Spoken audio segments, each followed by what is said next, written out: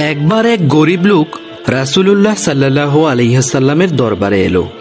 সে বলল, আমি খুব গরিব, আমাকে কিছু সাহায্য করুন।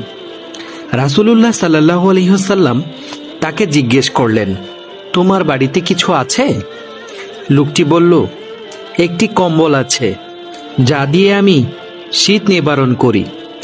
রাসূলুল্লাহ সাল্লাল্লাহু আলাইহি ওয়াসাল্লাম সেই কম্বলটি তাকে আনতে বললেন এবং সাহাবাদের সামনে বিক্রি করলেন।